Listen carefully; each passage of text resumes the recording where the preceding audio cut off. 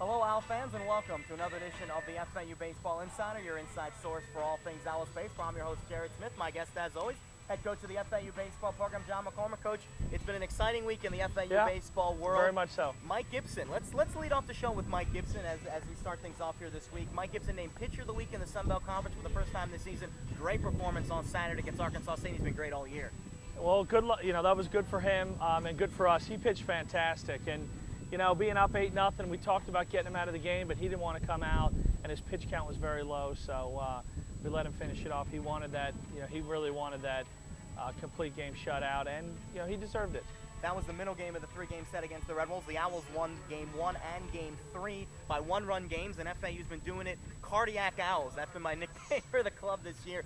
10-3 in one-run games, and FAU just keeps finding different ways to win. On any given night, it's a different guy, and it was just one of those games on Friday night where the Owls find a way to win, and same thing on Sunday.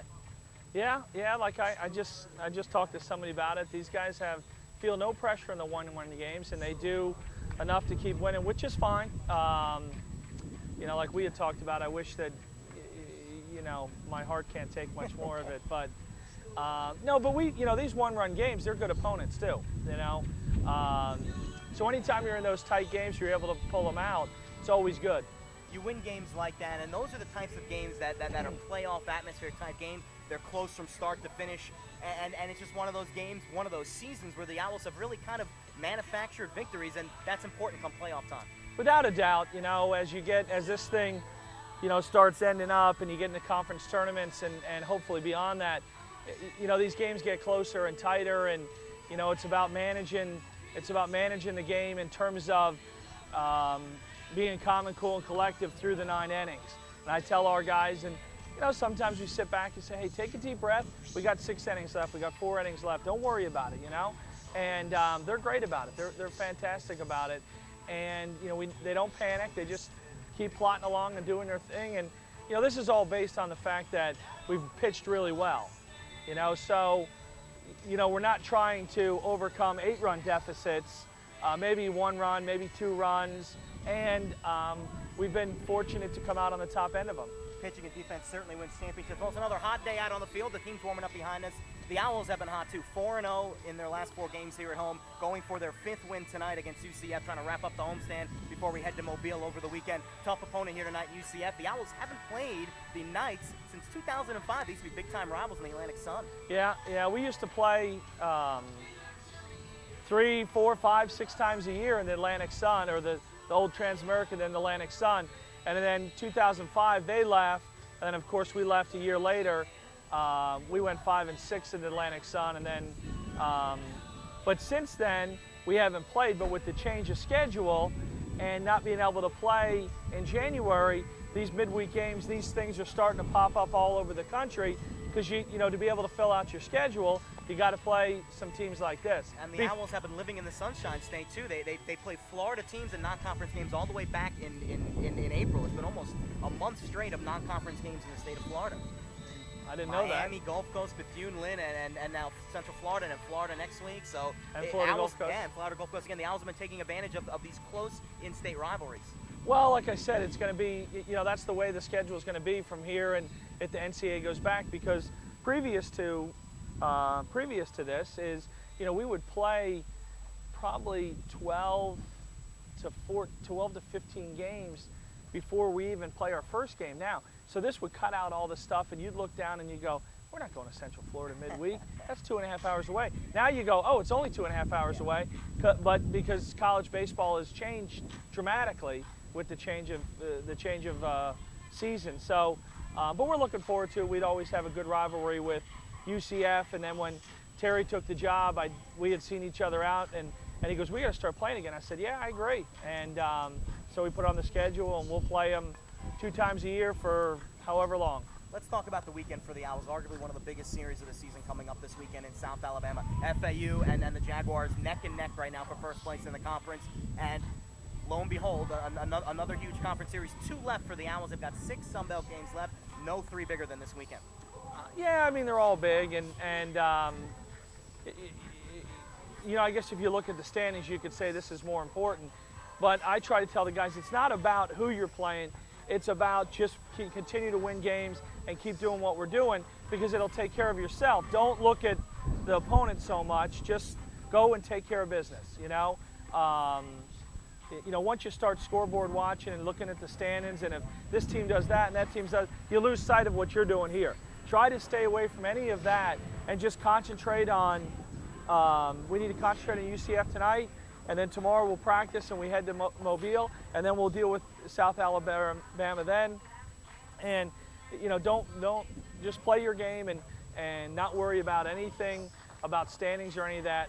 And like I've always said, after we play our last game of the year, then you'll know where you want to go, right? Then I'm excited to tell you where we go after that, by the way. After you play the last game, say, hey, Coach, we made the conference tournament, and now we're going to Murfreesboro. I said, okay, good, I'll pack my bags, we'll get on the bus, and then we'll deal with that then. But I've never been into, if they do this, and they do this, and we do this, this is that. It takes up too much energy, and we just got to deal with our guys, our team, and deal with what's in front of us right now. The good news for the Owls is that position-wise, in terms of the players on the field, the positions are pretty much set. Two kind of discrepancies that I'd like to talk about: left field and third base, and they've been kind of up and down all year long. You've got Sean Vukovic out there now, who's been splitting time with Chase Ferguson and Joey Burkhalter, and you've got Colby Gertone and Nathan Pittman in a battle for the left field job. Talk about your decision-making and when you start each of those guys, and how's it going to be a factor over the weekend? Well, like I said earlier, I just kind of, with the third base, it's more of a gut feel.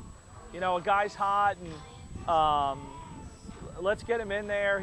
It's just as simple as, just kind of rotating him and, trying to take advantage of each guy's strengths, take advantage of each guy's when they're hot, and give them a chance to relax when they cool down a little bit. And when it comes to left field, it's not so much what Colby is or isn't doing. It's with Mesa got hurt, Pittman really showed us that he could do some good things. So those guys, him and Colby, seem to be platooning, and Colby's responded fantastically to it. I know it was difficult for him to lose a starting job, so to speak, or now sharing a starting job, but he's responded with some really, really good games, and I'm very proud of him. He's done a really good job. All right, Coach, we leave tomorrow, Wednesday, for Mobile, Alabama, a nice long 8-hour bus trip. What are you going to be doing on the long bus ride? I have some paperwork to do, budget stuff. Okay.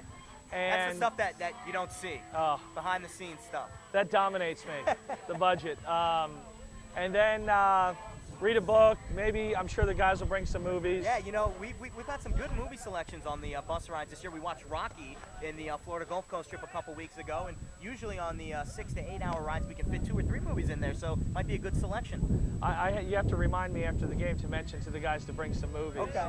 Maybe someone has Avatar out there. Okay. I thought that was a pretty good movie.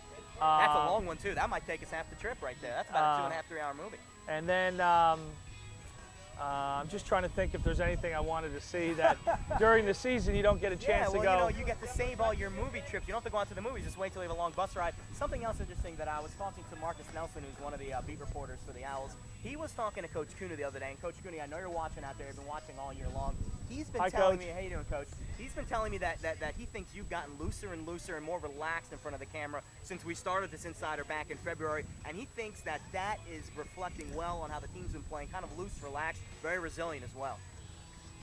Okay. I think I'm looser in front of these because we're used to them now.